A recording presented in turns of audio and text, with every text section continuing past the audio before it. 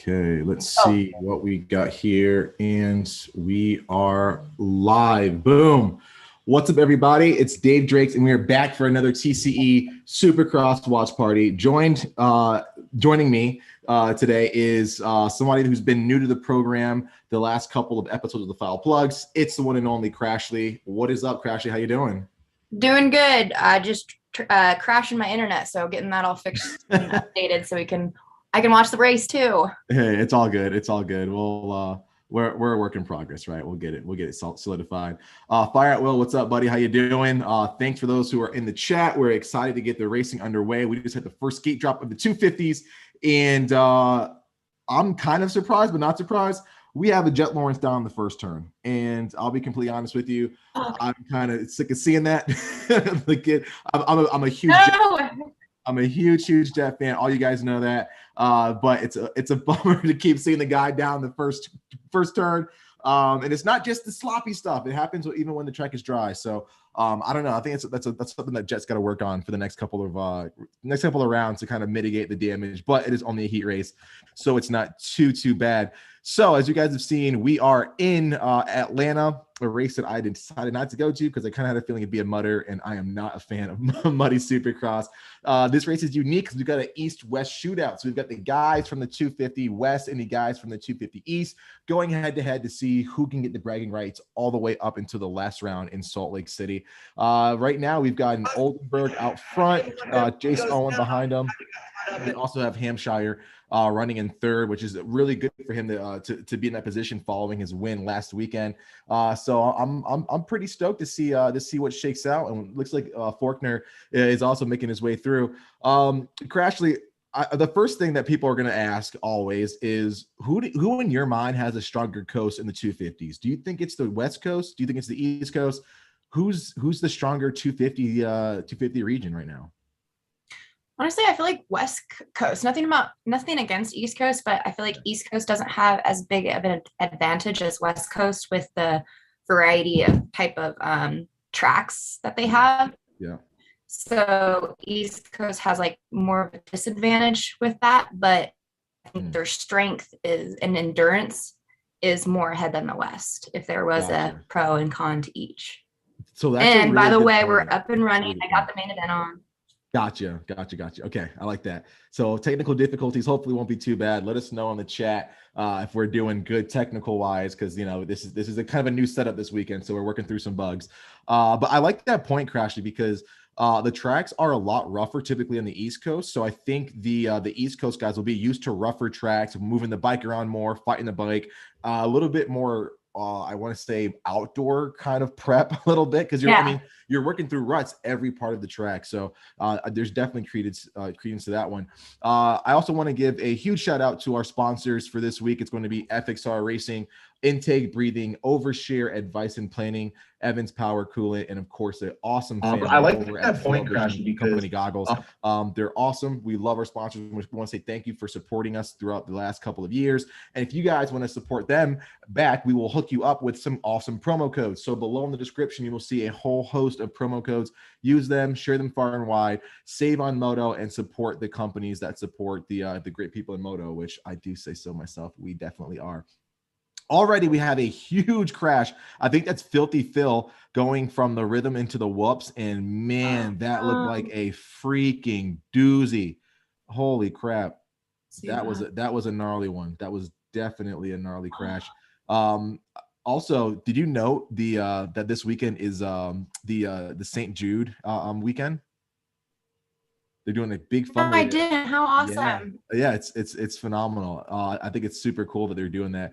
The riders' gear, their bikes, they're all like kitted out with the St. Jude logos and the cool colors, and it's pretty rad. So shout out to Feld and all the other awesome teams that are out there just trying to bring awareness and do something good.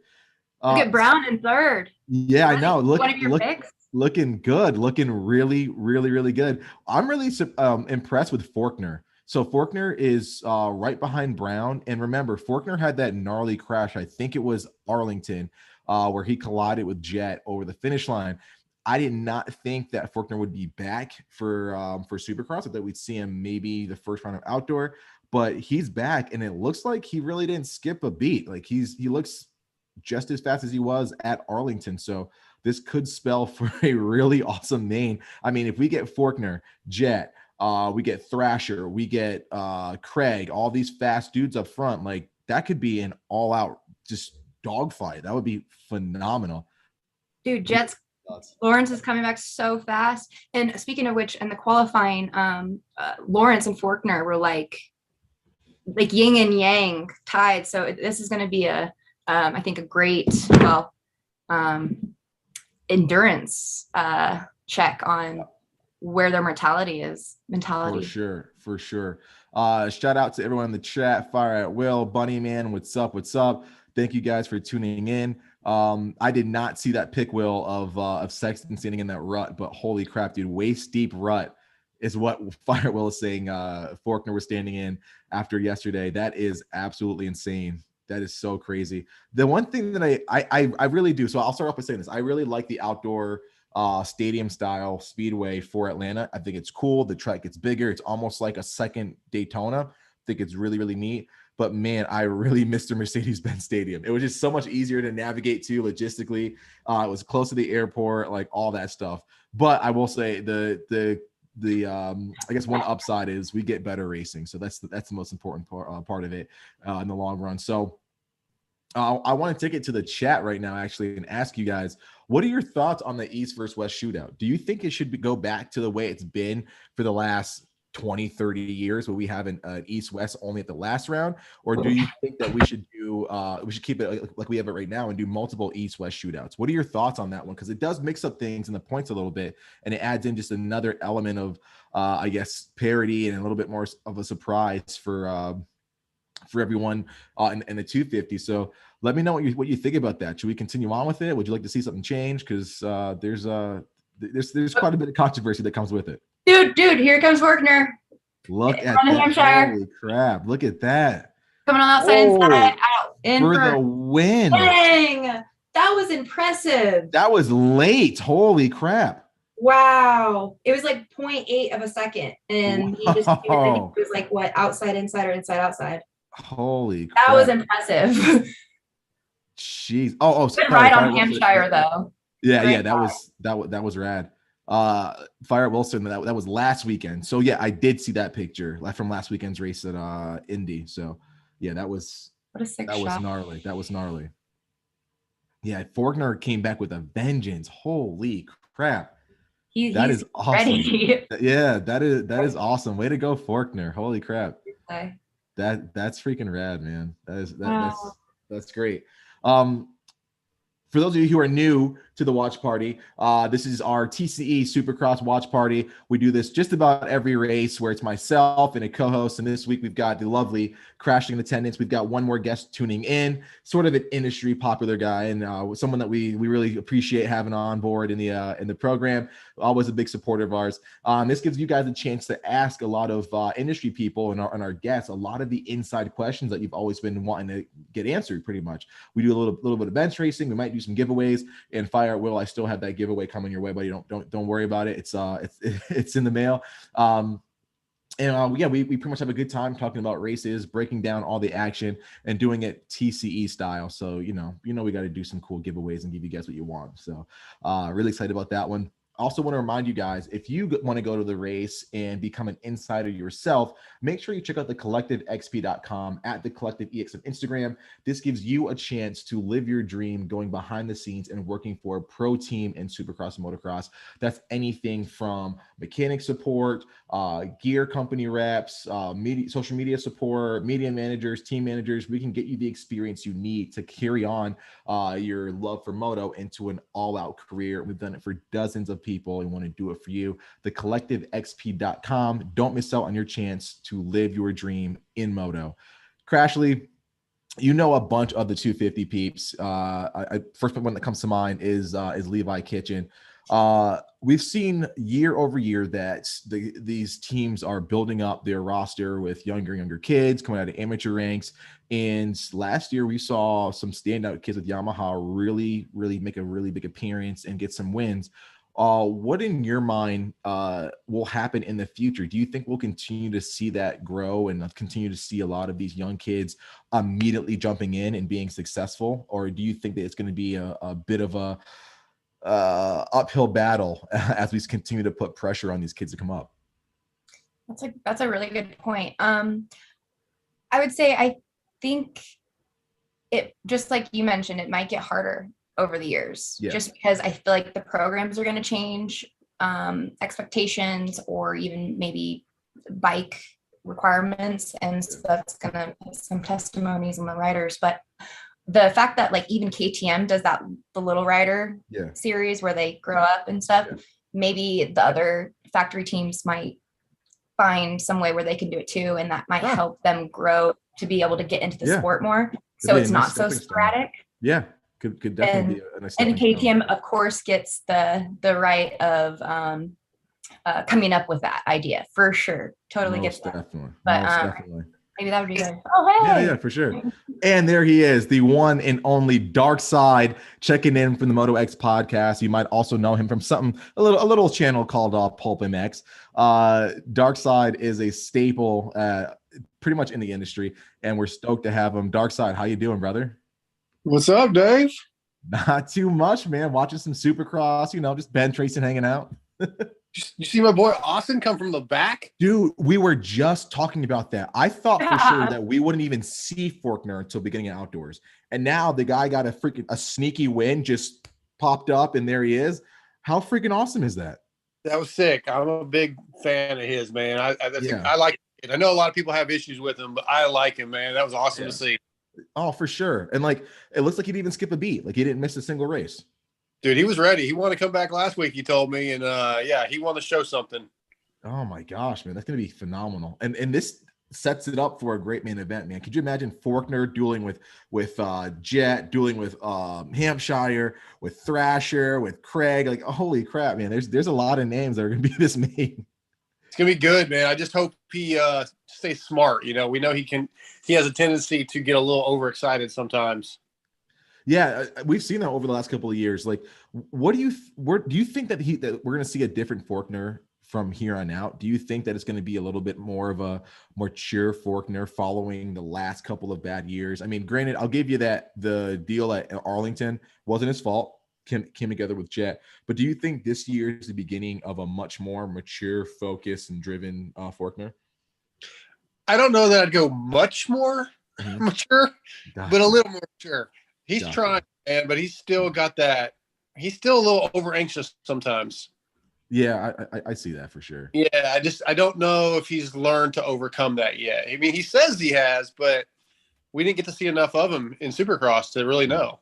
Yeah, and I'm hoping that we get a bit of a change, because I mean, the more guys we have up there, the better it is for all of us, right, as fans. We're getting ready to drop the gate on heat number 2 for 250s, and man, it's looking slick out there. Dark Side. I'm getting a little nervous just watching, man. Yeah, after what happened with Jet, right in that first corner. Yeah. How many times was that we saw the guy fall down the first corner? Jet. This has to be third or fourth time, right? Yeah, 3. It's too often. Man. Ooh. We got Joe Shimoda. We got Shimoda, and is that Moiseman? Yeah. Moiseman. Yep. Yeah, Moiseman's been third. Really good. Yeah, I had Joe on my fantasy team, and I dropped him last minute. You know what? What's crazy is I've been forgetting to submit my picks the last couple of weeks, Dark Side, and I feel like literally after I did that, I almost feel like, you know what? I don't even watch the races anymore. Yeah, I'm pretty obsessed with it. So yeah, I know, man. I just been brain farting, man. After the move, it's just been crazy. So I got a little squirrely in the whoop section, so I got a little crash that hits home. Yeah, no, I hear you.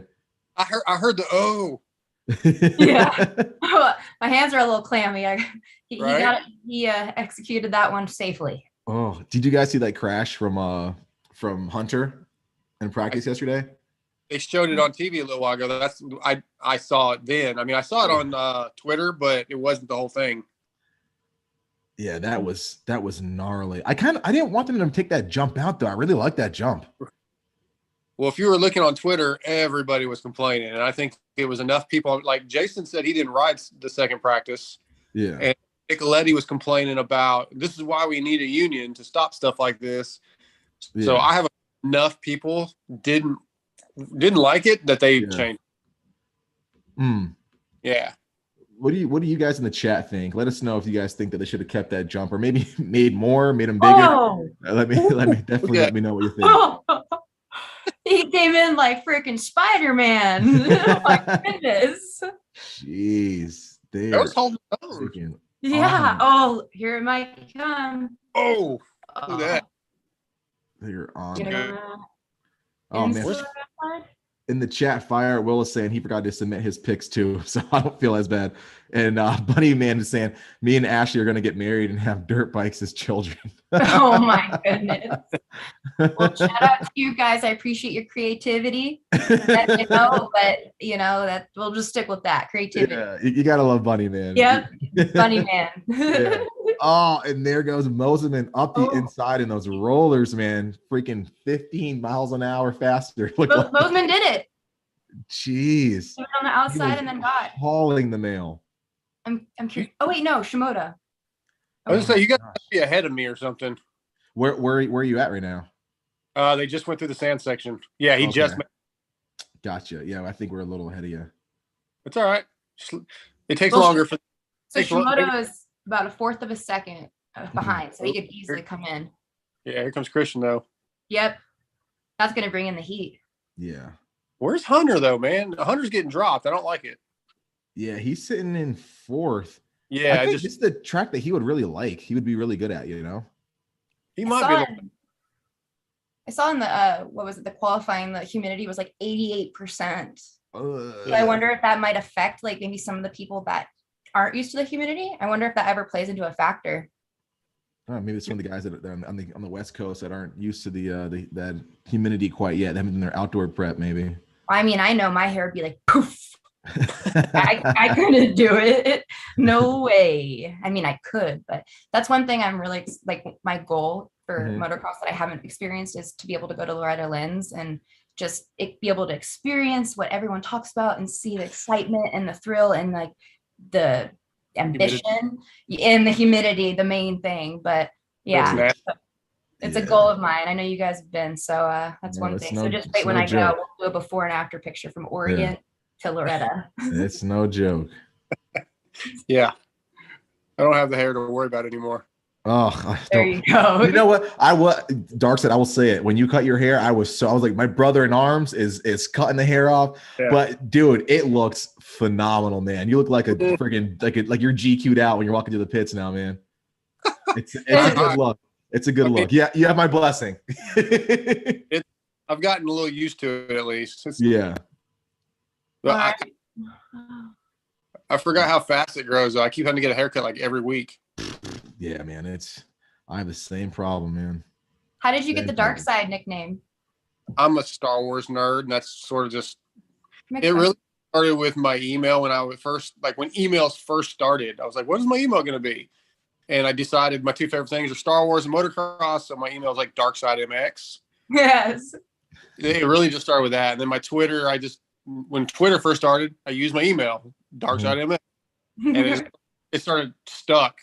And I ran with it. I understand. I'm a nerd. I'm just a nerd. Hey, you know what's funny? Like I honestly I don't even equate like Star Wars to it anymore. I just literally equate Dark Side to Dark Side. Like that, right? Dude, that's Jamie, dude. Like Jamie is Dark Side. You know what I mean? Yeah, they're trying to take my nickname away. Well, nice to meet you, Dark Side. Yeah, nice meeting you, Ash. I'm not even allowed to use that in the press conference anymore. Pardon? I said in the press conferences, I can't use Dark Side anymore. They want me to use tough block. Yeah, they told me I had to use my real name in the press conferences. Really? Yeah. Wow. That's weird. I just want to be able to sign your autograph. That's why. And then you can do Dark Side later. Yeah. Look at I always try to see the silver lining. Yeah, I still like with the shows and stuff, but just when I'm in the press conference, the professional quote unquote stuff, I have to use Jamie. Understandable. Gotcha. Well, it sounds It sounds official. Jamie, That's what, aka Dark Side. right. Exactly. It fits.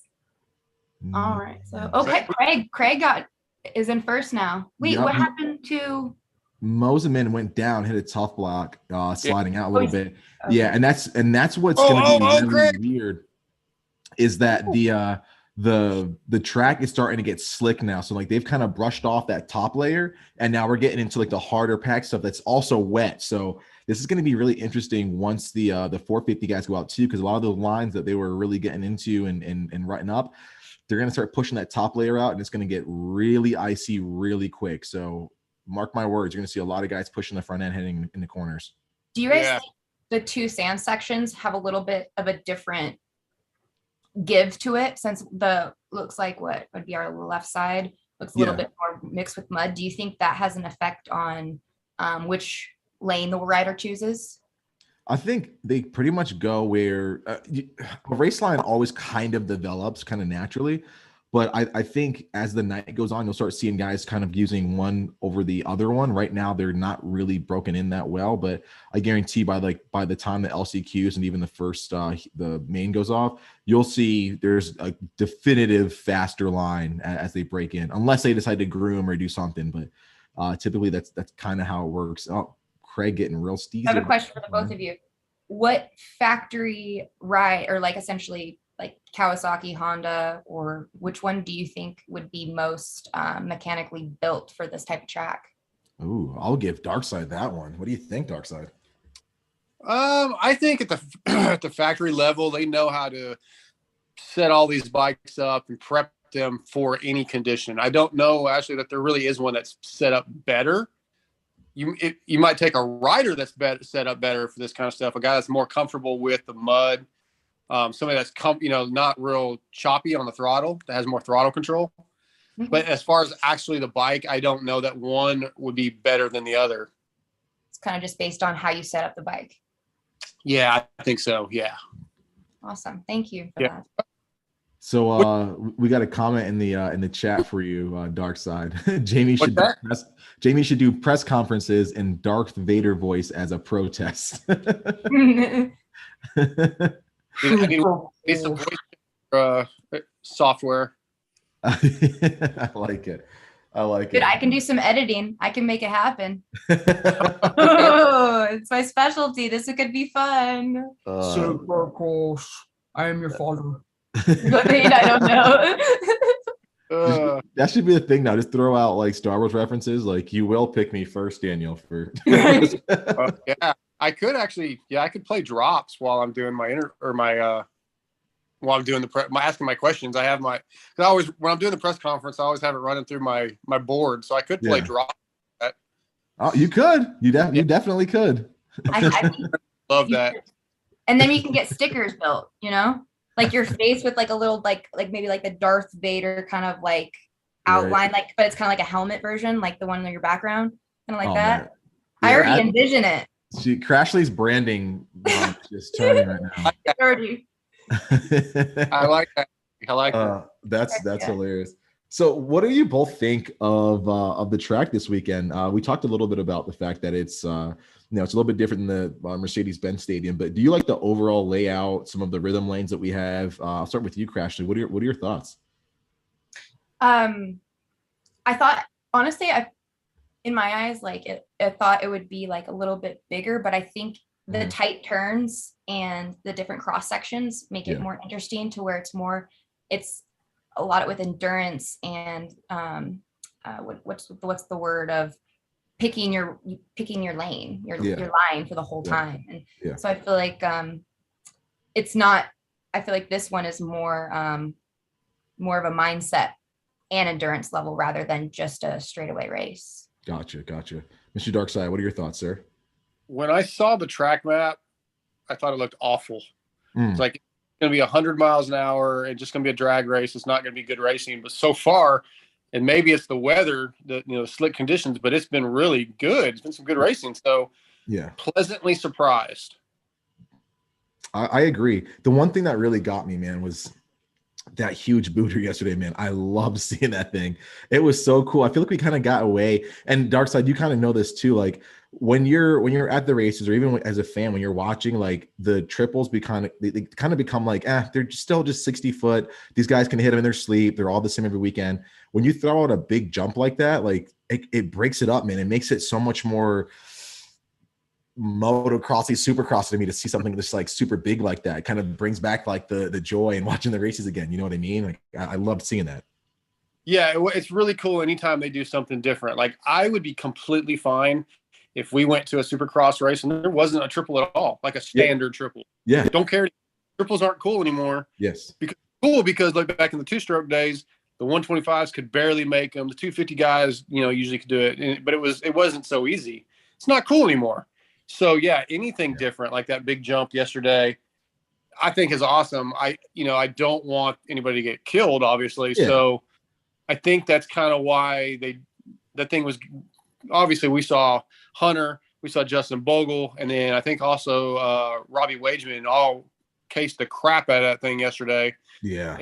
And, there was, and if it's going to be an obstacle that legitimately could get somebody hurt, unless they just don't do it, which is not feasible really during a race, then maybe they should have changed it, in my opinion. I mean, I think a lot of people wanted that thing left in.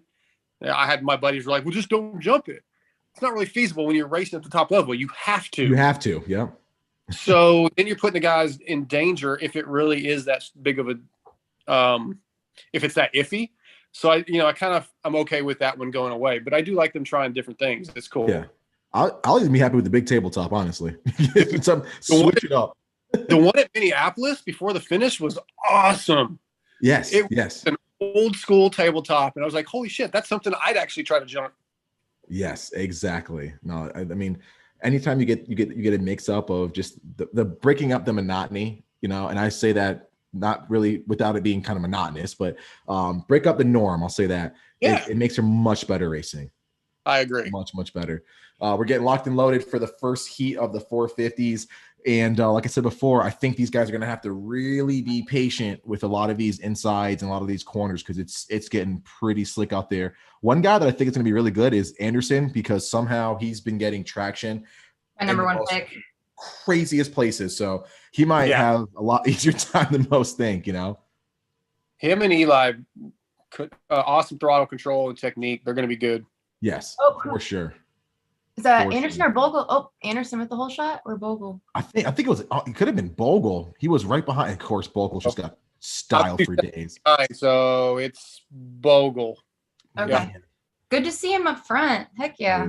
Yeah. Well, Bogle's just got such good style. Darkside, if I could channel 1/4 of that guy's talent and like style on a motorcycle, do you know how much better off I'd be? Yeah. Oh man, I look like a freaking like elephant trying to ride a tricycle when I ride, dude. This dude, he makes it look so easy. If I could have 1% of A-race talent, I'd be so much better. What are we talking about? Yeah, I'll take that too, man. Oh, I will say, since I made the move to Texas, it is a lot easier to have more fun on these tracks down here, man. It has been an absolute blast.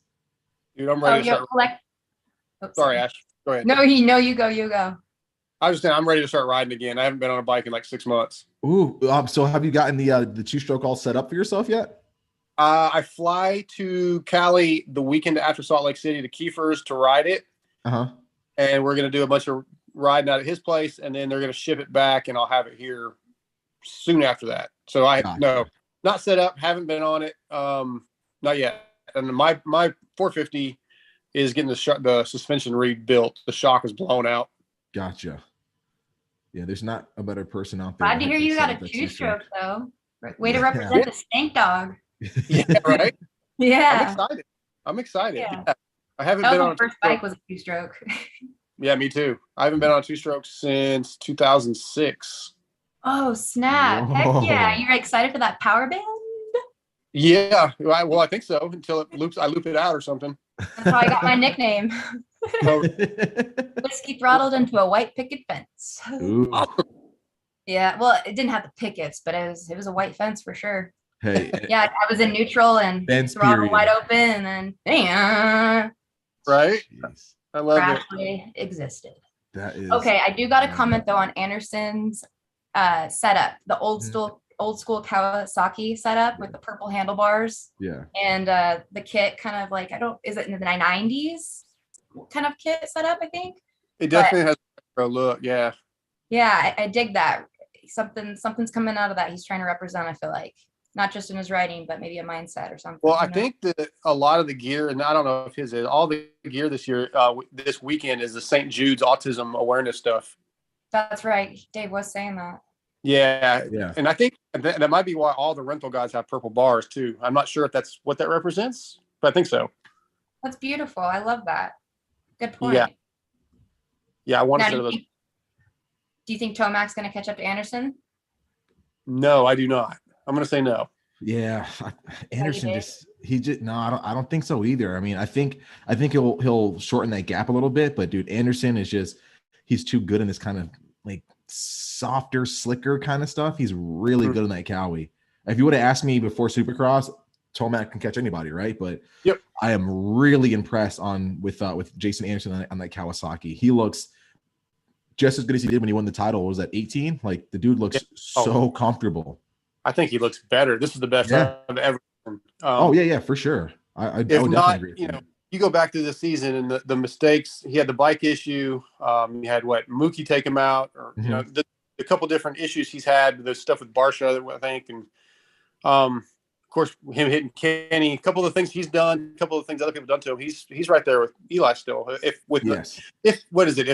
and buts for Kenny and nuts, stupid whatever, but still, you know what I'm saying? No, for sure, most definitely. And again, I did not see that coming. He was not on my radar for 2022, but man, it's awesome. And, and kudos to Tomac too, because he changed like one manufacturer to another very different manufacturer. The Cowie versus Yamahas, very much different bikes, different in feel, different in power delivery. The team personnel obviously is different. You're working with a different factory. And Eli looked, again, right at home the same way that Anderson does, man. And he's going to be very likely to be our 22 champion in the 450s. I mean, you can't count the chickens before they hatch, but it's very, very possible. And man, this battle is getting tight between them. Holy crap. We were wrong. He caught him. Yeah, we were wrong. Hey, oh man. You still have 58 seconds left. And Dark Side, they are getting on the gas so freaking early. Are you seeing this? Yeah. It's unreal. Holy crap. He's milking it. I know. Crashly, we might be in for You think he's going to do it last second like Forkner? Oh. Oh, snap. Oh, snap. No way. Oh. Oh my gosh. This is nuts. Yeah, you guys are ahead of me, so damn it. Nice. Okay. It's okay. You guys would be excited. I just have to catch up. No worries. How what's it telling you for time right now in the race? I got 28 seconds left. So when you guys were excited 20 seconds ago, I was waiting. Gotcha. I'm watching it now. So I'm at 6 seconds. 5. Okay. Man. We'll all hold our expressions. No. Don't do that. We'll try to. Oh no. Man! Ooh! You see? Ooh! Wow! Swap. Holy the walk! Swap of a swap. Yeah. I thought you said it's the walk. He'll back it down now. Yeah. Take second. Yep, and that's what I was talking about, man. The slick and bouncing off of things. You gotta be very patient. Yeah, that raised the heart rate. Oh my gosh, this is Dark Side. I think you guys might have been right. I mean, the Crashly comment got a little bit up, but I mean, I won't give it away because we're on the final lap. But yeah, I mean, you can't count Tomac out too early, Mm-hmm. It's impressive though. This is a great race between the two. I feel like because Barsha man, 10 seconds behind. That's good heads duel up. They're really pushing. Holy Anderson's crap! really smooth. He holds those whip sections really tight. Right? Again, getting that traction so fast in the sand. I know. Mm-hmm. I wonder how heavy. Oh, did you see Tomac? I'll try to be quiet about it. Yeah. Tomac's little. Yeah. I mean, if you would have stuck that would have been a pass. Yeah, for sure. That was for sure. Fun. You can tell these guys are having so much more fun this year. Exactly. Totally. Exactly. They still have to wear masks at the events?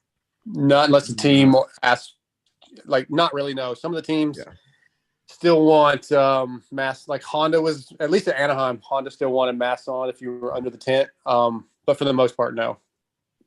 That probably makes a difference too with everyone just kind of a little bit more personable and relaxed. Yeah, it's way better this year. Way better this year.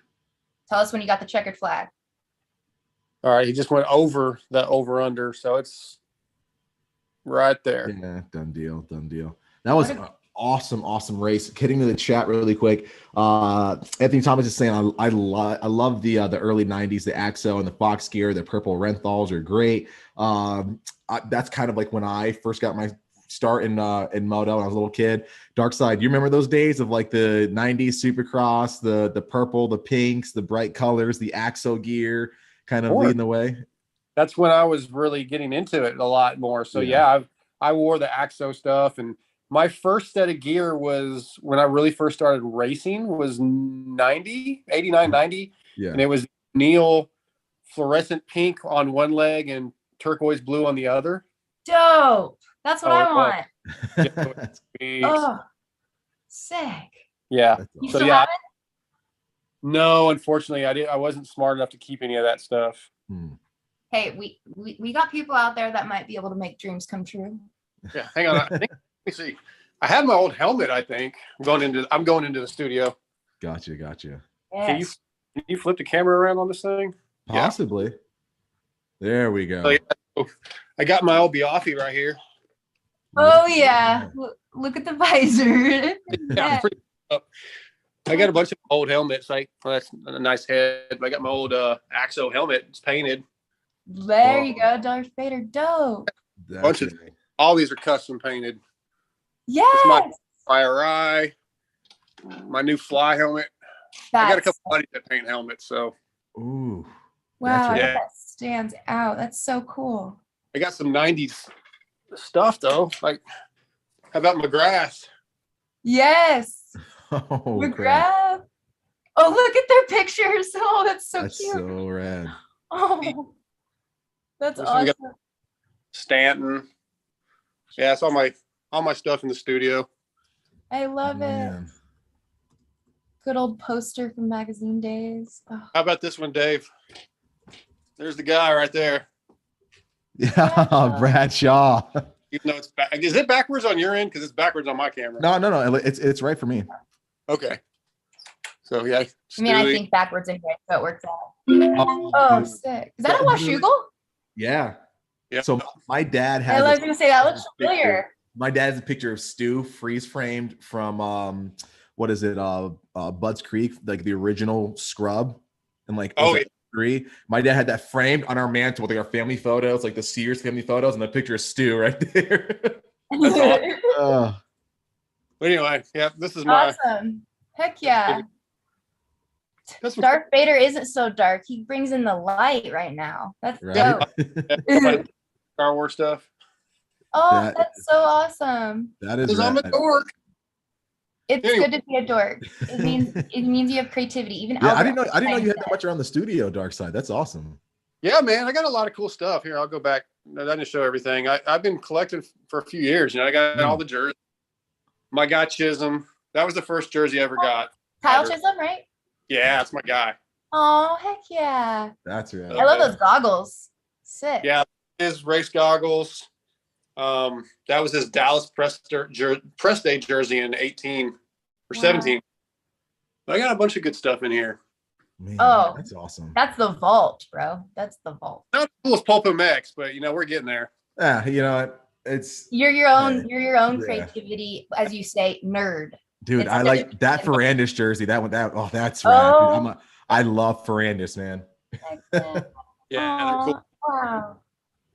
So anyway, goals right there. I just got thank Bradley Taft, my first signed play, and his mechanic, I wrench. So I was super stoked. But then I just got the crash memorabilia. We'll get it going. Yeah. But goals. Yeah. That's cool. Thank you for sharing. it's kind of a cool thing that, when I went to Pulp MX's studio, I was like, ooh, I gotta do something too. And I just started collecting stuff as guys gave me things, and yeah, it's growing. It's cool. It kind of like helps fuel the passion, like remind you like everywhere your milestone is. And I feel like it's a reminder of like, oh yeah. And it's kind of just like it creates who we are in a way. It's a reminder. Absolutely. It's like a tattoo, I feel like. Yeah. I like those too. Most definitely. Yep. I got to figure out a way to hang up. I got this one. Jersey I got. Inspire. Whoa, what does that say? Oh, that's rad. How'd that feel? I got it when I was 19 and I'm 31. I got it from my friend that passed away. So it actually didn't feel bad at all. The worst one I got was my foot. But they said it wouldn't last at all. But it has for 11, 12 years. I'm not good at math. But yeah, that's one of my favorite ones. And it's funny because I talk a lot. So I'm always about inspiring. But that's only some people can see it when I talk, but normally not. But yeah, so I'm all about like the art, because it's a vision of what we feel. Oh, we got Malcolm. Here we go. Yeah, he got the red kit on today, man. He's mixing up a little bit. It could be a good omen. Who knows? I love the matte helmets for some reason. Yeah, they look really, really good. I just picked up a 6D that I got to get all stickered out. I was thinking about getting it painted, but I was like, you know what? I'm going to change my mind in 6 months. So it might be just easier just to grab the stickers and do it that way, Right. Get the full wrap, We'll have to send you an official Crashes sticker. There we go. Yeah, we got to get that on there. We just dropped the gate for heat number 2 for the 450s. And man, a guy we just talked about, Kyle Chisholm, got a really, really good start. Holy crap. I'm going to see if I can fast forward, but I think I'm up to date. We can pause and catch up with you. Don't let her. Yeah, if I'm the only one behind, then it'd be weird. Nah, we've done it before. I'll be right back though. Do get a baby bathroom. You know what's really cool is I love that shot of them launching into the sand section. Yes. Going towards the back of the track. That is such a cool shot. And it reminds me of was it Monster Cup? I forget what year it was, but they had a huge ski jump coming out of that outside black corner. Yep. Man, that they launched probably like 80 feet into the sand. That was one of the coolest shots I've ever seen in moto. I agree. That I love when they launch it. Like it always, I get nervous for them. Yeah. It's so big, but those guys probably don't give a shit. But I'm nervous because I'm like, God, that looks like it would hurt. Yeah, they're a different breed, man. They're a different breed. I'm taking off talking so for the press conference. Gotcha. Dude, Amart's out front looking good. Yeah, this turned out to be a lot better race so far than I thought it was going to. Oh, most definitely. So before I thought it was going to be an all-out mutter, but thankfully they were able to keep the track, in decent shape. But man, after that first 450, like that was one of my favorite races of the year. I think I saw that in the comments also in the chat that was one of the most like the all-time races for 22 for somebody. Like that was nice. That was really, really good. And I like the fact that they were pushing, they weren't settling. You know what I mean? Like Anderson was like, nope, I'm not getting past. I'm gonna get that right back, and Tomac the whole time was trying to find any room that he could to run it up on the inside of Anderson. And that was love seeing that. Love seeing people fight until the end. Yeah, me too. Like I was wrong multiple times in that race because I said I didn't think Eli would catch him. Then I didn't think Eli would try to pass him. Then he made the swap. Yeah, and I was like, oh, done. And then he went back after and made another swap. I was like, well, shit. Eli, like, he could easily back it down and just championship, but nope, he wants to win. Yeah, no, the more they prove us wrong, that means the better the racing is, right? So yeah, I love that aspect. Whoa, what a no problem with that. Yeah, look at Sexton up going on to second place. Martin's holding it down, man. I will say though, Martin makes that 450 look like an 850. It's so weird. Like, look at how much bigger that bike looks than like all the others. Yeah, it's so weird because he didn't look that little on the 250, and it's the exact same bike. Yes, same frame, same everything. It's crazy, really weird. But I literally. What's your top picks? What's that? Sorry, go ahead, Diddy. Oh, I was gonna say, what was Darkside's top 3 picks for the 250 and 450, like we did on our Foul Plugs episode. Yeah. What do you think for your top 3, Darkside? That's tough. It's always so tough. All right, Jet tonight. Jet. I'm writing this down. What's that? I'm writing this down because we might have Jet. a follow-up. Jet, you're first. Yeah. Jet Christian Fortner. 450, I'm gonna go. And I kind of went out on a limb earlier and I said Barsha for the win. But I think I'm going to change that. I think after what we just saw in the last heat, I'm going to go Eli, Jason, Chase. Solid. Did you say Tomac or Eli? What was it? Yeah. Tomac, Anderson, Sexton. Ooh, look at Malcolm. Malcolm is moving, huh? And then Dave, what is yours top 3 pick? So I'm gonna go with Craig. I'm gonna go with Forkner and then Jet. And then for 450s, I'm gonna say Tomac. I'm gonna say Anderson. Then I'll go Cooper because he's looking solid. I feel like he's gonna want some redemption after this heat race. Yeah, Malcolm's done well. Dark side. Yeah, very, very well. Like Oof. like super, super good. Yeah. So my top was, what was it? It was I think I remember it was Anderson, Stewart, and then Muscan. I think it was for the 450s. Yeah. Let's see here. Dark side got Dave. Yeah, these guys are absolutely ripping right now. I will say, I feel like heat number 2 that we're watching right now. I feel like Sexton and Webb maybe aren't going as all out as we saw the guys do in heat number 1 with Tomac and Anderson. They were all out slugfest. But things always change when it comes main event time, right? So I guess the question I want to ask is, I'll start with you, Crashly. Who do you think will have the most, opposite race of from the heat race to the 250? Saying like, who's going to be the biggest surprise that we're going to see in the 450 main? In the 450? Yeah, that's a good question. I want to. I come with the hard question. I kind of see like Stewart in a way. Yeah. Okay. I feel like this is. Yeah, I'm going to say Stewart. You think he's going to do better or worse in the main? I think he's going to do better. I'm borderline on that question, and nothing against Stewart. Yeah. I respect him tremendously, but just from the past. But I want to give him some hope this round from last one and say he's going to do better in the main. Gotcha. What do you think, Darkside? Unfortunately, I could see Webb doing worse. He's second right now, and Malcolm's faster. Yeah. And obviously Jason and Eli look much faster. And I think Barsha's probably a little faster, which I could see Webb 8th, 7th or 8th easily. Ooh, gotcha. Which I don't like because I am a Webb guy. Gotcha. But I also see Amart doing a lot worse. He's in 5th right now, and he could easily be outside the top 10 come main event. No, I would agree with that. But this could bode well for next weekend. I think we're in Foxborough next weekend.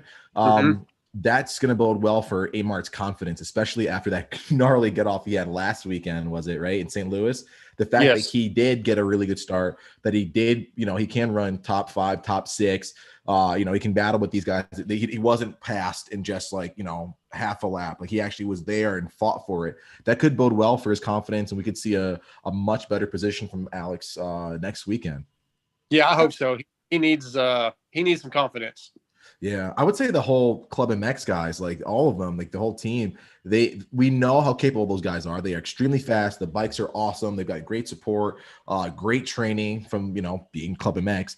I think they just had such bad luck in 2022, man.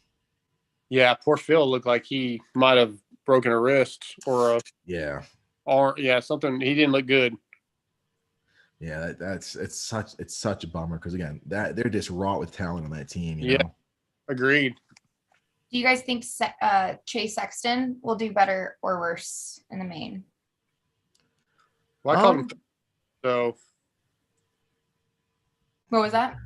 I said I called him for 3rd, so I think True. Very good point. Put me on the spot. Respect. Well, I gotta know my stats. That's still pretty good. Yeah. You know? I got it. I got both of your guys's, so I'm excited to see because you guys said you didn't get your picks in. So essentially, we're making the picks happen. I know, man. If only I can give you a video edit so easily. So whoever wins gets a video edit. You just send it. There's the win. Yeah, right. No, I mean, I got to get better with putting my picks in. It's been so hectic. I just completely forgot. And I'm normally a freaking like diehard when it comes to getting my picks in too, because I've got my own league and within Pulp, and I'm losing my own league very badly. This is my worst year in fantasy ever. Oh yeah, by far my worst year. Yeah, definitely. Most definitely. 2020 was bad. I think in 2020 the Anaheim won. I was maybe a 90-point weekend. Maybe a 90 point. And you know what kills me is like being Mr. Privateer program. Like I was like, all right, my boys are gonna do it tonight, and get me all these points. It was disastrous. It was disastrous, man. I wanted to do Brad's fantasy or Supercross fantasy, like we put some money in, and I freaking missed even to sign up for the fantasy. So I was like, I gotta wait. Yeah. They do it for happened to me hours? too. Yeah. They have it for the entire year. We should all all the podcasters come in and do one podcast Supercross fantasy. I like it. I'm in. Yeah, okay. Right. Let's get it. Okay. Comment below if you guys agree. Should we do like an all podcasters Final Fantasy, and then everyone can have their separate ones too? What are you thinking down below? Yeah, That's how it works. Leave us that comment. Guys, don't forget sending your questions for any of us, especially for Dark Side. You got a true industry insider here. So if you guys have any questions at all, any inside information, hey, how does this work? How do you do this kind of thing? Please ask those questions because Dark Side is a absolute wealth of knowledge, and he can definitely get you squared away in terms of all that insider knowledge. So shout out to Holshot Holderman. Thanks for joining, you guys. If you guys are new to the Collective Experience channel, welcome. We do these live Supercross watch parties just about every race, and we also have other amazing content such as our how-to series, our what the pros ride series, our Supercross vlog series, where you can see this guy Dark Side and a lot of them over the years. We've got a lot of cool stuff. We've got some one-on-one class stuff with Jet, with AP. We've got tons of content on the channel, so be sure to hit the subscribe button, like, comment on the videos, share with your Moto family. And if you guys want to go behind the scenes and experience a race like never before, check out thecollectivexp.com, where you guys can work with a pro team and a wide variety of spots and roles such as media managers, mechanics, team managers, and so much more. We've had so many interns come in and get hired directly out of our program, and the proceeds that we do raise go to support those hardworking privateer teams and riders in our great industry. So check it out, thecollectivexp.com. Take your passion, your drive, your love for moto, and turn it into a dope career today.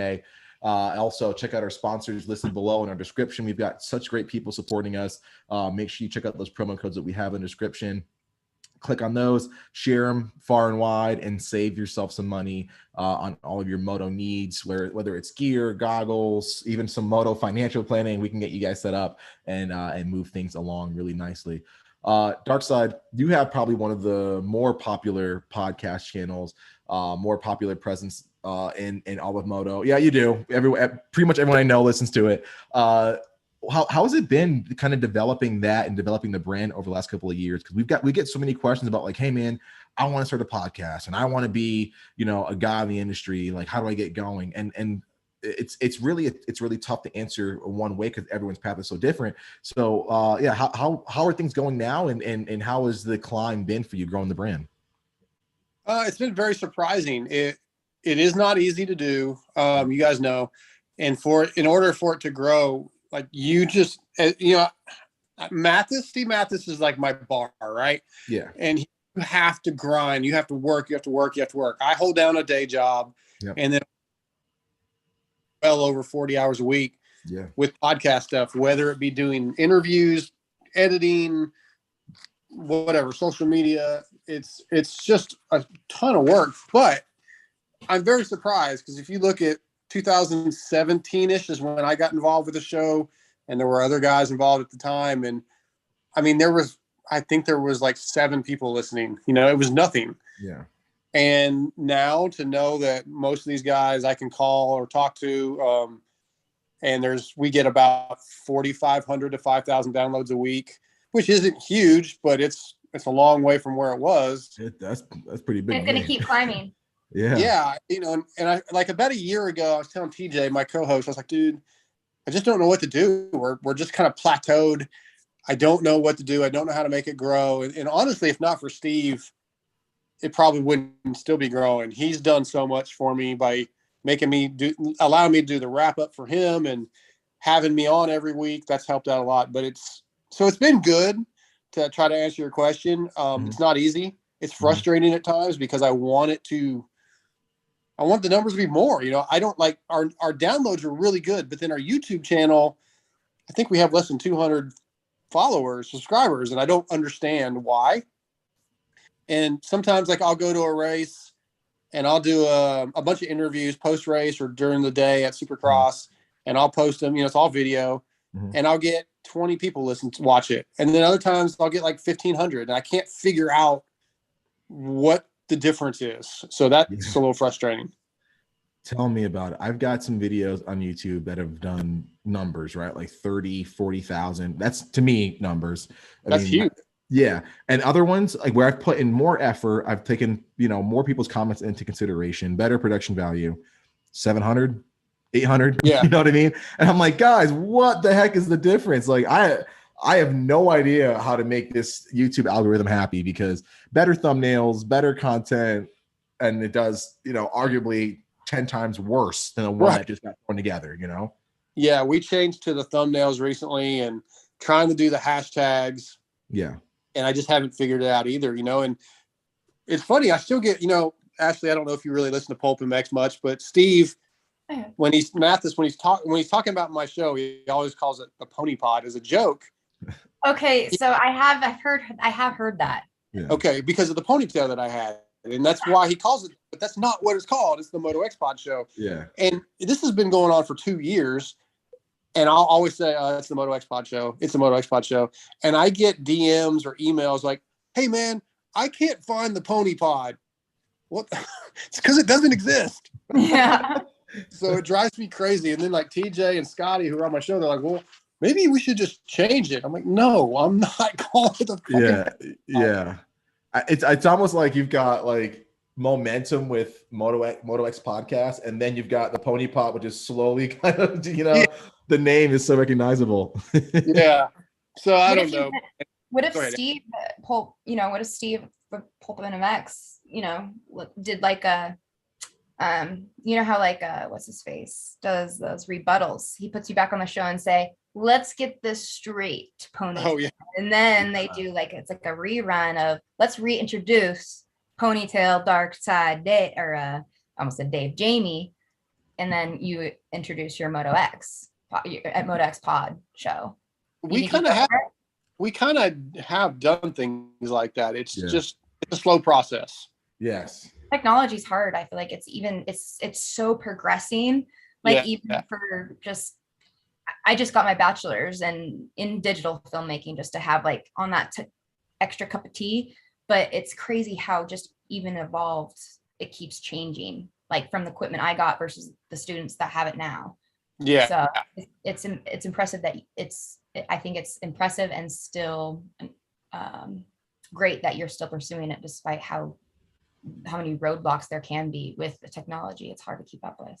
Yeah, I will say that Dark Side's podcast, like he keeps it moving fast enough to where you're not bogged down with like, okay, we've been talking about this for 30 minutes now, but also like he gets in depth enough to where you're in the 2 minutes per topic, whatever, you are getting all of that topic. Like that's one thing that you're really good at, Dark Side, that I don't think many other people are, is like they'll drag out, and I'm very guilty of this too, and I talked to Crash Day about it. It's so I already know where you're going with it. Me too. Yeah, it's so hard to make these things concise because we're passionate about it, and there's so much to cover. But like Dark Side, you are in and out, but you do it in a way that keeps people really interested. So if you guys out there are listening and you have not checked out the Moto X podcast, check it out. It's awesome. He does awesome things with the wrap-up show, and he keeps it fun, keeps it light, keeps it informative. And you'll probably walk out of each podcast learning something a little bit more about the sport that you probably didn't know prior to it, no matter what level of fan you are. So that's why I like it, and I think you do a great job with it. I mean, I just met you too, Jamie, and I feel like we're already like good friends, you know, like you're very personable. Yep. You kind of explain things to me even when I probably have really dumb questions, or from a girl side point, you know, hey. But it's just like, you have a great perspective to be able to talk to women or men. And I think that's a huge attribute because you have a 360 perspective rather than just a 180. Yeah, I'm not. Well, you know, like I'm not as knowledgeable detail wise or stat wise to say like a Steve Mathis or a Jason Wygant or probably even you, Dave. Like I barely can remember who won the race last weekend. Like I love it, but my short-term memory is just sucks. So when I do my show, it's just more about kind of more like a fan. Like, you know, I'm not going, oh, so-and-so won this many races. And in, you know, 1999, he finished third at this race. It's just a fan talking about what, you know, whatever comes to my mind at the time, I guess. But as far as the technical side, Ashley, like most of what the podcast stuff was either self-taught or my buddy TJ, who kind of actually was part of starting the Moto X Pod show before I was even part of it. He taught me how to like run a soundboard and recording software. And then it's just been like the video editing and the audio editing has all been like, well, let's pull up YouTube and learn how to do it and figure it out. And hey, anyway, I can help. I mean, frick, I would love to be a help of any way because I love being a part of a community that likes bringing people together. And that's exactly what you were saying. Same with Dave. I talk about this all the time with him. And oh no, I forgot to plug my computer in. I'll go after I finish this up. I'll get my charger. But that's one thing that I think you guys have an advantage of is you like bringing people together, and that's where I want to be a part of. If you would like my help or whatever, but yeah, I think that's where, you know, teamwork makes the dream work. If everyone's creativity comes together, that's what creates a whole. And I think, my computer dying threw me off. I'm gonna go grab that real fast, but yeah, I would be honored to help if that's editing or anything that you'd like to know, like send me footage or whatnot. But I want to ask a question on the name behind Moto X Pod when I get because I want to hear that answer when I get back, if that's okay. I just got to get my charger. All right. If I black out, we'll just sign me back in. Okay. You're back. You're good. You're good. So Dave, how you like in Texas, man? You've been here, what, about a year now? Year and a half? No, it feels like it. I think we just hit 3 months. Oh, Jesus. I thought you'd been here a long. Okay, no, I because we've been talking about it for 2 years. That's why. Yeah, I've been wanting to move down here, but man, I'm telling you, Dark Side, it's freaking phenomenal. Like people are super nice. You know, just from us being at the races, you kind of find your people all over the country and stuff, and found some good dudes to ride with that are kind of close to me and even further down the Houston area. So I've done 3 Palms. I've done Murphy's, and I'm still, I'm still trying to make my way around and figure out all the good places to go. But so far, it's been freaking awesome. The only thing is buying houses right now, man. It is crazy with these interest rates, man. Like, I went with my realtor, like last week, and we're going over numbers, and she's like, "Yeah, so you're probably gonna find something maybe around the 5 to 750 mark," and I'm like, wait, like a monthly mortgage? She goes, no, that's like $750,000 for a home. I'm like, $750,000. Like, what? I was like, okay, dude, it's pretty crazy. But I mean, that's housing market anywhere, right? And I'm in so, but no, so far, absolutely loving the new gig, loving the area. It's phenomenal. That's good. Yeah, I just bought a house almost a year ago. Gotcha. I don't have that kind of cheddar though. You and me both, buddy. We're near that, but it worked out. But yeah, I was lucky that I found what I found because I was very limited on where I needed to be and what my price range was for work. So I got and the time frame. I had 0 days basically. I was living with a friend when my chick and I split up, and I had to find a house like now. Yeah. So it worked out for me. But yeah, I feel your stress, man. That's not easy. Yeah, no, it's tough, man. But you know what? We're gonna make it work. We're gonna find something in some place to put the dirt bikes. Yeah. I still don't have that. My bike is over at Amber's house in the shop, my old shop. Gotcha. I got to get a shop built. I'm working on it. Yeah. Oh, lucky goals right there. I got a mini shop in the garage right now. Like you can't do anything but work on bikes in my garage. So my girlfriend trying to pull her car in. I'm like, sorry, I got this little 150 pulled apart. My bad. Yeah. I don't have a garage. I have a carport. So like I said, my 450 is at Amber's house. Yeah. Yep. Over there the other day to basically just to look at it. And I was like, all her stuff's in the way. You can't even get to it. I'm like, man, I've got That's to what get my boyfriend says. Oh, My stuff. Oh my gosh. I got to get. I can't show this on live. I can't show my mess on live. Oh, that's too good. The So we gate just dropped the gate on the 250 LCQ. One thing to note is that we got AJ Cat out there on a 125 KTM doing a East versus West with the Stink Dog. I don't know why I'm brain farting right now, but man, like that dude was so excited to be able to get a 125 to race. It was awesome to see him get set up, man.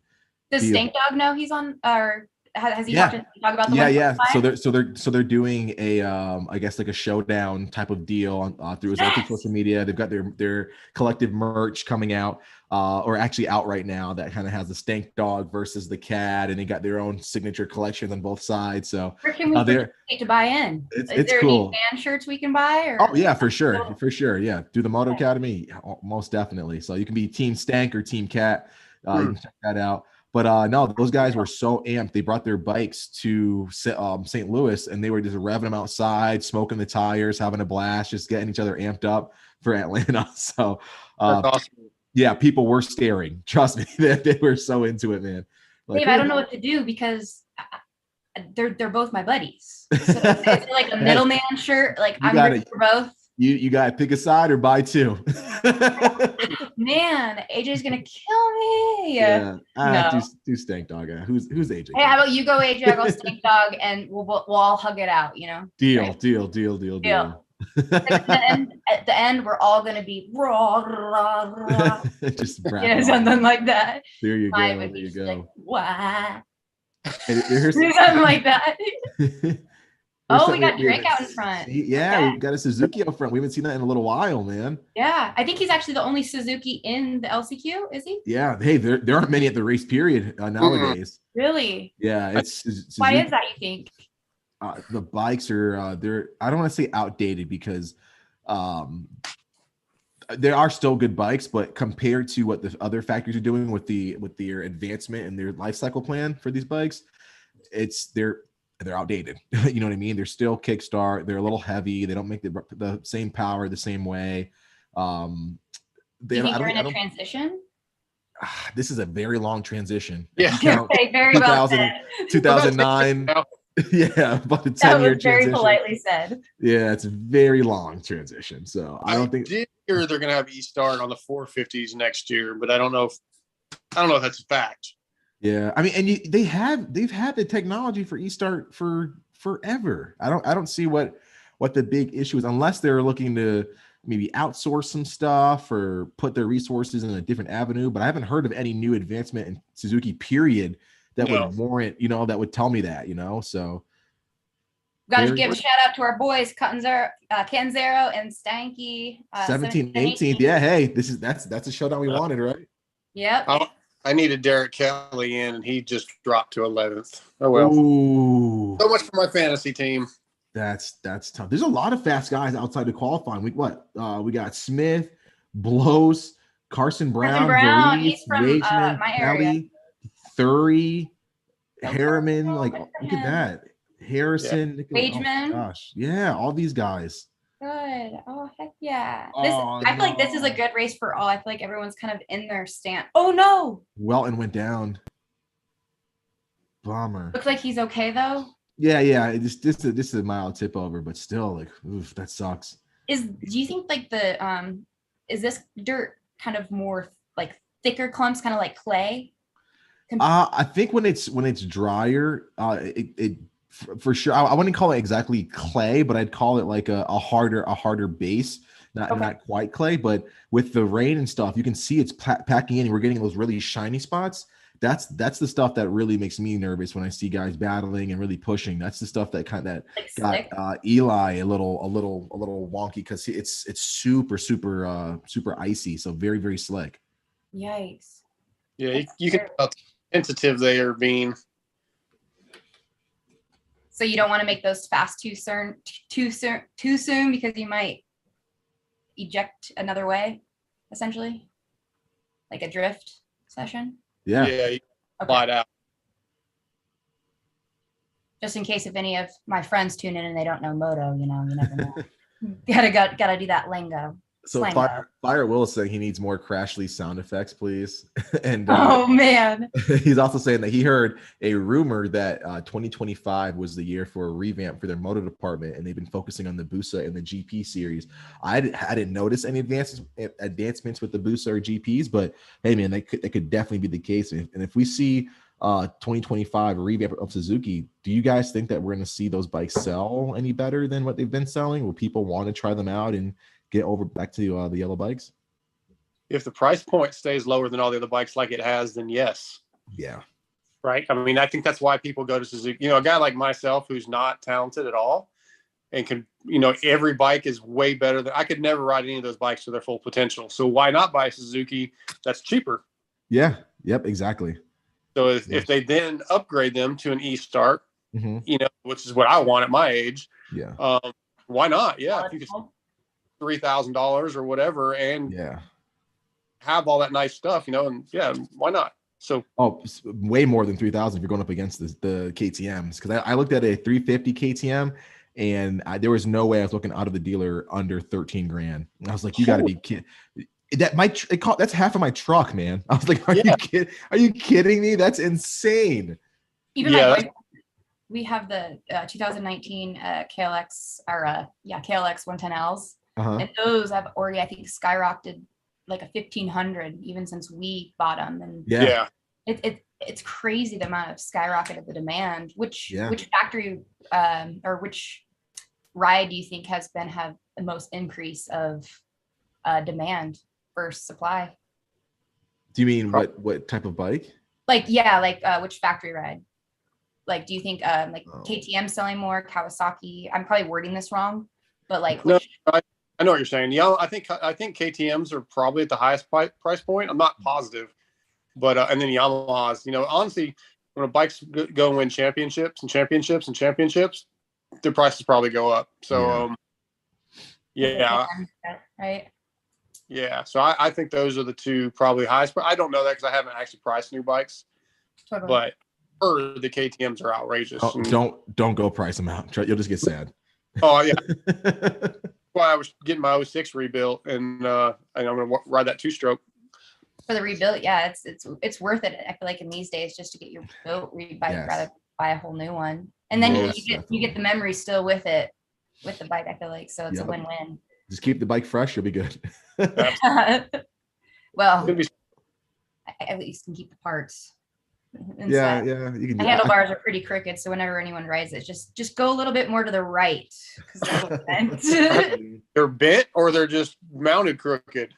Oh, they were mounted on correct for sure. Because when we got our bikes from Beaverton Motorcycles in Oregon, and they pretty much built it for us. So we did the out of the crate build, and so they were on pristine. And then I crashed, and sound effect for you. Need to hook up with some new bars. Yes, absolutely. I live in Central Oregon, so there's only literally a couple places that sell parts. I think the closest place is about 50 miles away in Bend. I think they're called Power Sports. Yeah. So if anyone that's watching in Central Oregon that has a place to go get some bars and all that good stuff, comment below, please. I love paying people that are friends of friends, family of friends, all that good stuff. Thanks, boys. We'll get you some. They're letting me practice for sure. No, we should. I'll tell you what, if you do want to make some extra coin, you could sell those KLX 110s for a top dollar price, and they will move like next day. Yeah, I want one. Yeah, I sold my girlfriend's before we moved out here to Texas, and holy crap, man! Like I got $1,000 way more than I thought, and I overpriced it by a lot too. So yeah, you can make some good money. And honestly, like I can get away with buying some like cheap Chinese pit bike for her because she's just learning and she won't know the difference anyway. But I mean, at that point, it doesn't matter if you're still learning up. And there's AJ and Stang blowing up the 2-strokes. Yeah, I love it. Look at that teamwork. Hey, yeah. AJ's such a goon, man. But you can see his personality still. Like he's like, oh, we're having fun though, and that's what like I think that like especially little kids need to see. Like, yes, they have to be professional, but they can still have fun. Like the inner kid is still like coming out, and I love that. Monster Energy Supercross was able to allow them to do that. They're having a good time. They're having a really good time on those 2-strokes. And Gates dropped for the 450 LCQ. And who do we have out front in this one? It's the 91 Blue Crew. It's that. Brandon Shaw is racing this. Okay, cool, awesome. I was wondering why he wasn't in today. Acting that too. Third. Yeah, the Deuce, the boss himself, running in third. A nice transfer spot for him. I do want to bring up. I touched on it a little bit. I think in the last watch party we did. On 7 Deuce, A-Ray, Cade, I'll throw in Joanne Cross, Bubba Pauly, a couple other guys like Brees. Year over year, these guys continue to improve to the point where they're still, they're still making mains. It may not be as consistent as they want, but they are progressing year over year to be the guys that are either knocking on the door of a main or making these mains and scoring points. And I think it needs to be said that is not an easy feat when you've got such a talent and resource deep field like the 450. So the fact that we see Deuce and a handful of these guys making mains and really having good finishes in the LCQs, it says a lot. So shout out to those guys, shout out to their teams because they're making it happen. Even Greco, he's 18th right now, making it. And I saw he has a action figure, little motocross action figure that's going around the stores in Walmart. I wonder what other riders are involved in that. So I think Deuce has one. Jordan Jarvis has one too, doesn't she? And I think all the top guys. They get, yeah. Okay. Cade Clayson has one. Of course, the big guys like AP and Sexton. I've got a bunch of them in my studio that I had the guys sign that I've been giving away to listeners for shows and stuff. That's awesome. Yeah, that's rad. That's a great idea. Yeah, that's. So speaking of which, back to that question I had. How did you guys come up with the Moto X Pod show as your name? I knew that was going to be your question, and I don't have an answer because I didn't name it. As I was saying, the podcast was already a podcast probably for a year before I became part of it. And one of my buddies was part of it, and they invited me over as a guest, and then they invited me to be full-time after that. And then those guys kind of lost interest and just had family stuff and couldn't be a part of it. And I honestly never asked why they called it that other than just the obvious. It's Motocross and Moto X podcast. Yeah.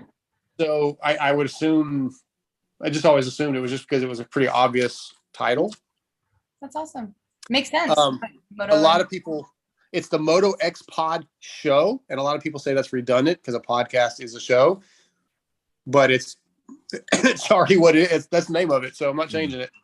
Yeah. I think it makes sense because you got the motocross and you got the podcast, which is podcasts are normally voice. Like if you look at podcasts on Apple iTunes, it's all mostly voice. So Sure. People shouldn't give you shit because a show is considered voice and video if they want to get technical. So I like it.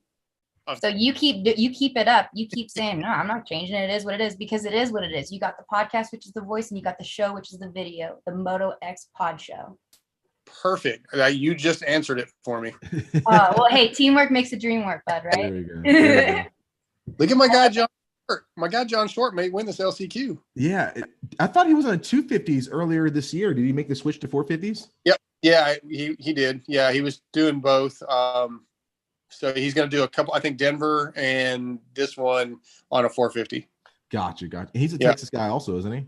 Yeah, Dallas area. Yeah, he's a very strong rider. I know him and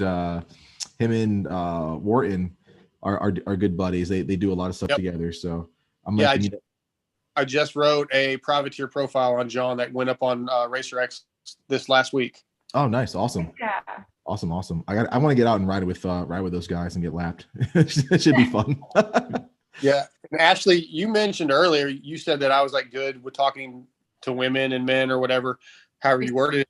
That's something I kind of, from the beginning of doing this, I would have riders' wives on and stuff, because I think it's really interesting to get the other side of the story. Yes.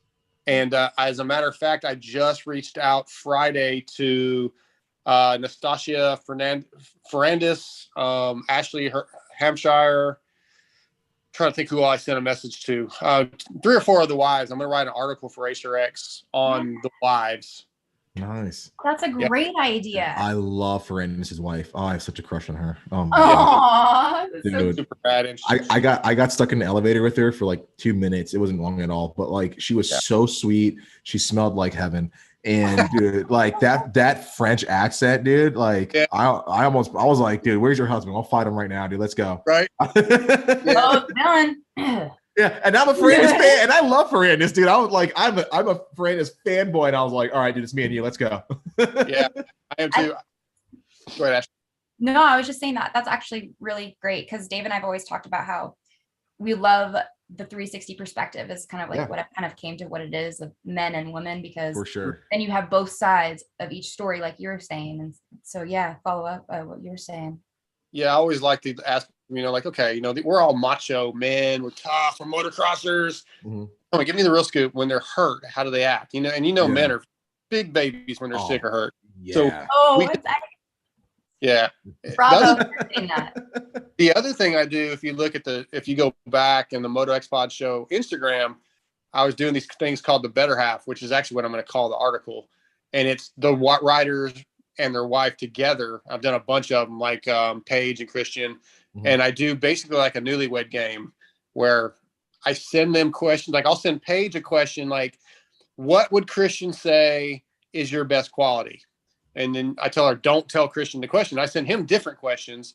Then we go live on Instagram and I say, okay, Christian, I asked Paige what you would say her best quality is and see if they match. So that's fun. There's a bunch of those on our Instagram page. And I'll definitely check that out. That is so fun. Yeah. What inspired you to kind of do that 360 perspective?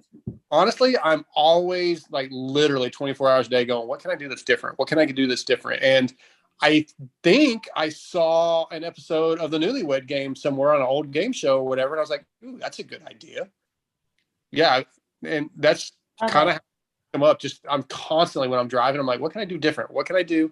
What's an idea that somebody hasn't done? And that's kind of how it came about.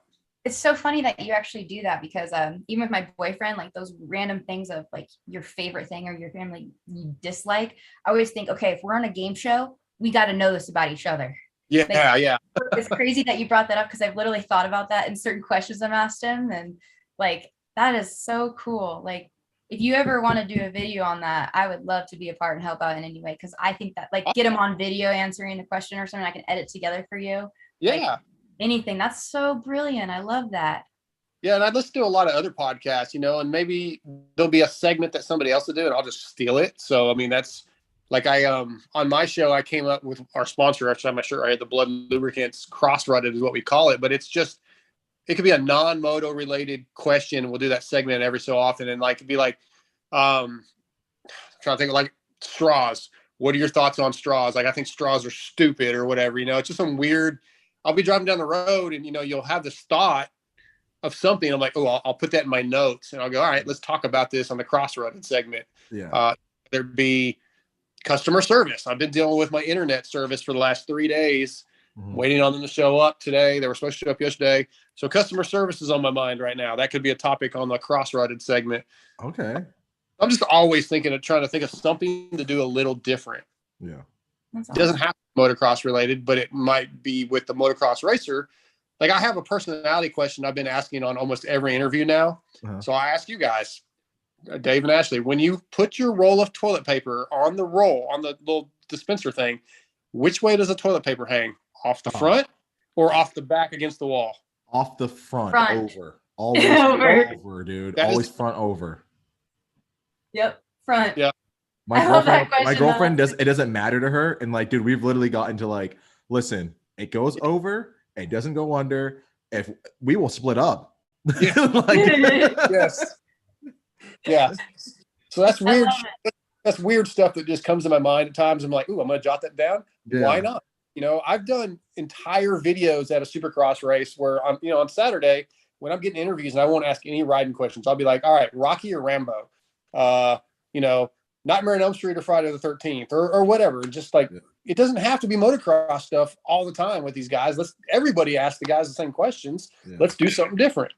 Right. No, for sure. I like that. So, anyway. And I love it because the collective experience, how the collective experience brought us all together, and now we're finding out more about each other, and that's what I'm so excited about this right now, is we're all coming together from a different perspective. And thank you, Dave, for making this happen. Absolutely. Yeah, here. No, for sure. Yeah, that's I may actually be having to go to work here in a minute. I'm on call, I told you. I think I just got a text that I expect a call, so I may miss the mains until later. No worries. And honestly, we usually hop off right before the main kick off, so that timing works out. And I got your guys' picks anyways. Yeah, so we can let the gang watch the mains on their own. We don't have to blab in their ear the whole time. But one thing that I really liked about the 2022 season is that I feel like everybody's like, whether you're an industry person, the riders, or the fans, everyone's kind of has a sigh of relief right now. Like, oh, okay, we're finally kind of getting back to normal. We're finally kind of getting back to the races.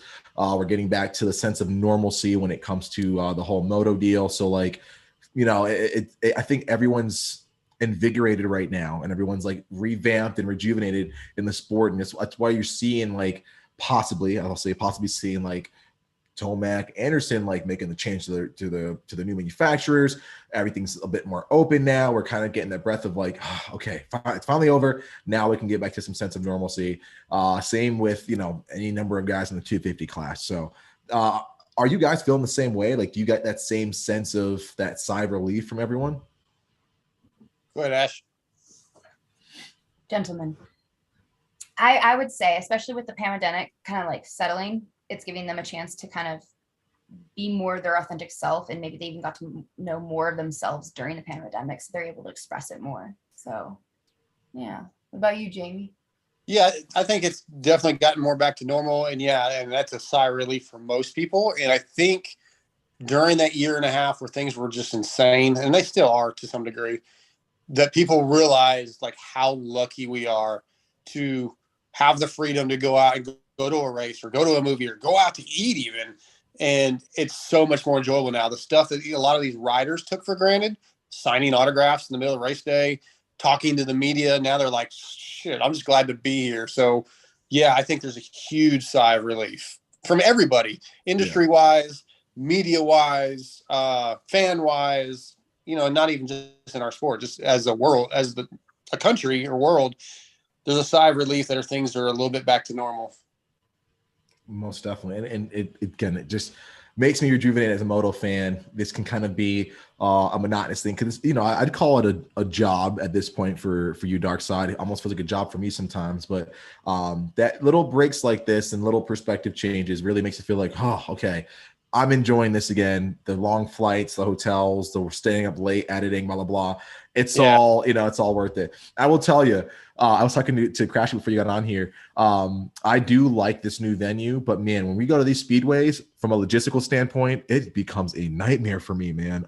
Flying into to Atlanta, then the hotel, then the rental. Then I'm like, man, I kind of miss a Mercedes-Benz right now, but this is leading to some really good racing. So I'm like conflicted. I'm like, man, logistics sucks, but racing's better. So I don't know what to do. I haven't gone to one of the speedways yet. I've never been to Atlanta or Daytona. Gotcha. Yeah, but I mean, for Atlanta, you could fly in, take the MARTA train to like wherever your hotel is, and dude, it was $1 or $2 maybe for the MARTA.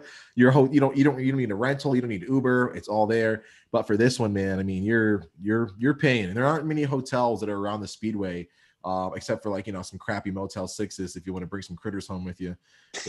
So try to stay in more decent places. But it becomes a little bit of a nightmare. Yeah, and I should say I have been to Atlanta, just not for a race. We went out there for a couple concerts a couple years ago. Oh, okay, rad. Dave, I got a question for you. Yes, ma'am.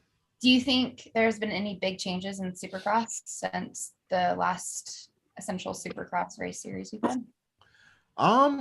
I wouldn't say major changes other than maybe people just a bit more excited that they're, back to it a little bit more openly, like Darkside said. But I think racing's still intense. I will say the talent pool continues to get deeper and deeper each year. And it almost sounds like we're a broken records. Like this year's the deepest. No, this year's the deepest. But I will say that's consistently getting like better and better, deeper and deeper.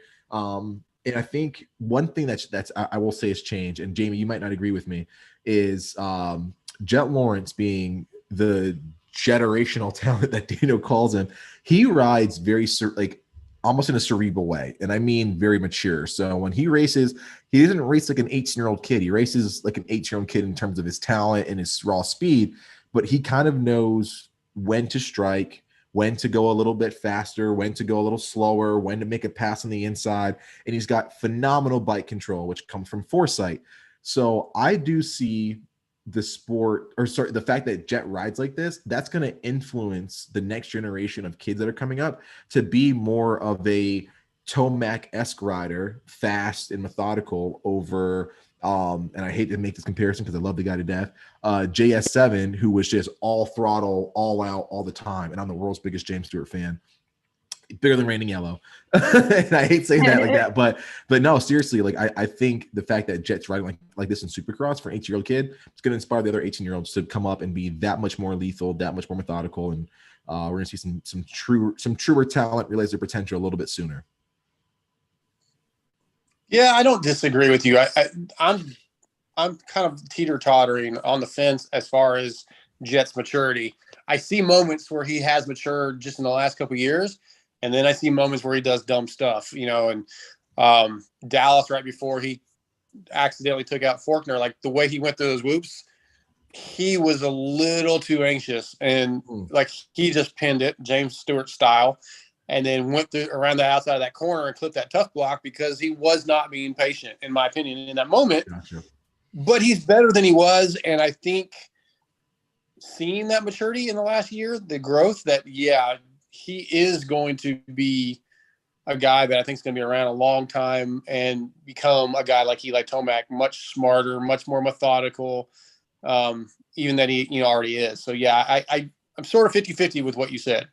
Gotcha. And I will say I probably should have prefaced it with more so than he's been in years past, or more so than an 18-year-old should.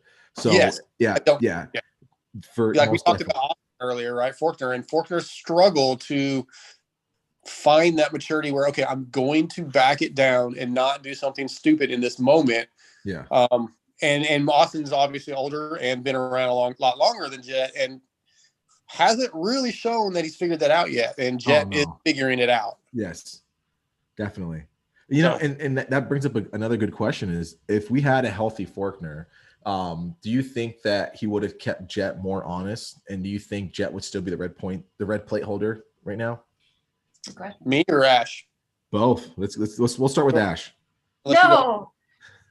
Okay, wait. So if Faulkner wasn't as hurt as he is, do you think he'd be like a champion, being the red plate holder right now? Well, yeah. Would he or would Jet still be the red plate holder? I think Jet still would be, because I feel like he's in that mindset of wanting that win, but he will only get to the push he needs with Faulkner right there next to him, pushing him to get to his fullest ride. But I mean, I say that, but I just feel like Faulkner could push him so much to where it helps Jet get to the first, or up ahead, and Faulkner next level. That's because his mentality sometimes goes above his endurance level sometimes, and I don't know, but yeah, I feel like Jet would still be in first, but I feel like Faulkner is definitely a good push for him. Gotcha.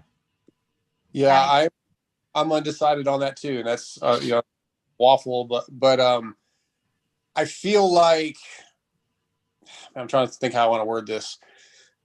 I think Austin and Jet would both show their immaturity if they were battling every week, because I don't think Austin's ego is pretty big. He's not going to want to allow Jet. Austin isn't able, in my opinion, to say, all right, Jet's better tonight. And neither is Jet to Austin. So I think the likelihood one of them would have gotten hurt anyway, because I don't think they would be able to back it down, and they can both get to that edge sometimes maturity wise. So, okay, if Austin hadn't got hurt in Dallas, I feel like, yeah, maybe Jet would be the red plate winner because Austin would have got hurt somewhere else, or vice versa. Jet would have pushed it too hard, and now Austin would be the red plate leader, holder, or whatever. So I don't think either one of them are quite at the level where they can push themselves like Jason and Eli are, right? Maturity wise, and be like, okay, tonight's not my night. I don't think they're there yet. So yeah, I don't know if that answered the question properly. I kind of jumbled my words, but no, that with me. It does make sense. And at the end of the day, we're dealing with two very fast, very young kids, right? So, you can expect a lot, but you really can't at the same time. Yeah. That's what I guess I would love to see them be 2 or 3 points apart, no matter who has the red plate going into the final race. But I don't think that would have happened no matter what. I think one of them was going to end up out for a race or two. Yeah, that'd be awesome. A 1 or 2 point gap heading into the final round between those two guys. Oh my gosh. What are your guys' thoughts on Levi Kitchen, Mr. Chef? I'm a huge fan. I'm a big fan of Kitchen. I've been a fan of his since he went 6 for 6 at the Redders. The guy, like, I have never seen corner speed like that in a long time, man. He just, the things that he can do on the bike, I think because he's so tall and has great leverage and just naturally great talent. He's unbelievable. And I'm very, very much on the Levi train heading for outdoors, because I think he's going to really shock a lot of people. That's a very good point. What about you, Jamie? Yeah, I'm kind of the same place. I think he also has, obviously very young. Yeah. There's a lot of pressure on these kids coming up at that level. So I don't have any expectation for him yet, but I think 2 years from now, he's going to be a kid that like Jed is like, holy shit, this kid's unreal. But I think we got to let him get there. I'm just not ready to put any expectations on him for not this season anyway, not outdoors or obviously indoors. He's done, but I think more people need to hear that. We don't have no expectations, just ride. I think that's actually really well said. I haven't really heard it in that kind of aspect where it really clicked with me, and that's really good. Especially I feel like for young riders in this industry, they need to hear that. Like, don't push yourself too much, and have people that have a good, like you two industry insiders, to have that be told to them, like, no expectations, just ride. Like, that's huge. Like, thank you for sharing that. Yeah, well, like Max Volant, right? That's why, and I don't know what's going on with him these last 2 races, but they gave him a 3-year deal, which that's a big deal for a kid at 16 years old, because the first season is almost a throwaway. There's so much to learn, and they're racing against men, Christian Craig, that have been doing this for a long time. It's not fair to expect them to mentally or emotionally, even not even physically, but mentally and emotionally, be able to do a full season and do what is expected of them from an elite team. It's just not fair. They need 2-3 years. Good point. Definitely. So taking to the chat really quick, let's see. Fire will say, I think they need to give more privateers a shot. I think Moran's is a safer bet to put on the factory Cowie 450 right now than Faulkner. Alex is saying, Alex 937 from my neck of the woods back in good old Northeast. Let's see, can Faulkner last enough to keep a job? Will the 450 smoothen out, or will it be a concern with his history? I worry that he can't keep doing this he was referring to the crashing all the time, but we'll see, man. He's also saying that he's waiting for Romano to come up, and I think Romano is going to be an absolute animal. So expect to see the next crop of Blue Crew kids absolutely crush it. But what are your thoughts on that, Dark Side? I think maybe even Steve brought that up on his show about giving some of these privateers a shot and maybe not betting the whole farm on this next kid that's coming up with a bunch of pressure on their shoulders from the right ends. I agree. I think there's a lot of guys, that have put their time in and proven themselves to be somewhat consistent that probably deserve an opportunity. I don't know how you structure that though, right? These teams are always looking for the next big thing, and it's a business for Star Yamaha. It's a business for Factory Kawasaki. Yeah. So they can't really go say, all right, Logan Carnow, we're going to give you a year contract on a better bike and see what you can do. I guess they could, but you still also have to find that next big guy. So can they financially do that? And I don't know what the answer is, but I do wish there was some way for a pro circuit to say, like I said, a Logan Carnow, or, I don't know, pick another kid like that that's, spent a couple of years in the series. And Chiz, right? Chiz, somebody should be paying Chiz to ride. Star is right now, but that's a guy that should be getting paid by a team consistent every year. Why is he not? So it's not an answer. Again, it's sort of a waffle, but I think they have to figure out a way to do both. Maybe don't pay Levi Kitchen so much, or whoever the next kid is, and split. I don't know, Dave. That's a terrible answer too. Sorry. No worries. I agree with that. Like, I don't know. I definitely think it'd be maybe split at 50-50. I mentioned this on a pod a couple of weeks ago. Like, maybe if you've got a $200,000 budget, give a privateer, 75 to 100, give that little young gun, maybe give him 100 or something, or maybe split them 100 or whatever it looks like, just to be able to give yourself a buffer, and you're also helping the kid get his feet wet in the industry without much pressure, but you're also helping out a privateer at the same time. So it's almost like a three-for, you know what I mean? So plus, it could really help having another bike on there, or out there to represent. So I think that could be a great way to go to combat a lot of the pressure that these young kids are feeling. But you did bring up one name, and we'll wrap it up with this last one. Austin, or not Austin Faulkner, Logan Carnow has been making huge headlines with his OnlyFans sponsor. We did a video with him that you guys should check out on the Collective Experience, talking about his whole deal.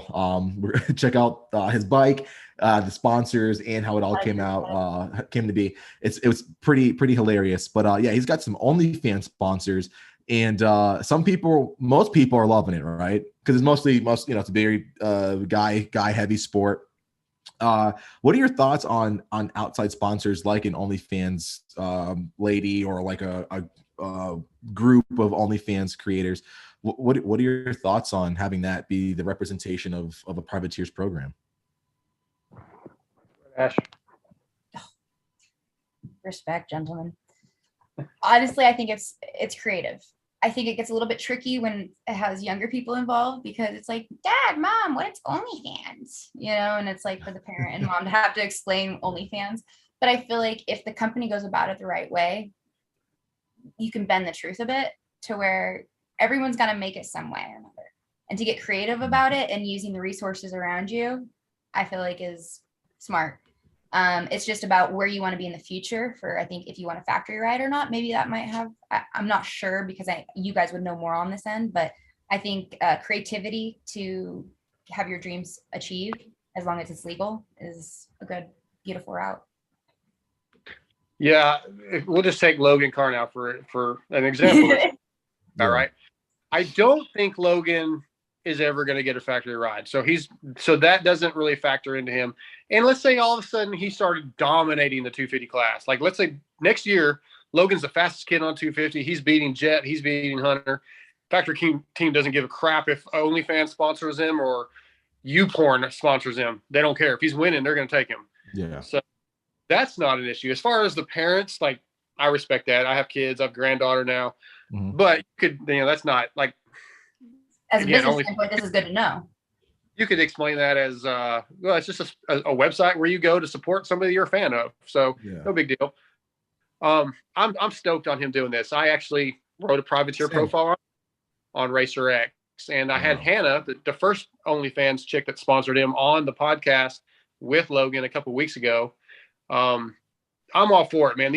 He, as a privateer, needs to figure out any way he can to make the financial means to go racing, and that's what he's doing. And like you said, Ash, as long as it's legal, I don't think he's doing anything disrespectful to the sport. I think it's fantastic. You know, a couple years ago, they got like Dino and Chad tried to do the CBD sponsors before it became kind of a acceptable business, and they shot that down. That sucked because those guys should be able to bring in outside sponsors. Yeah, most definitely. No, I think that's a great point.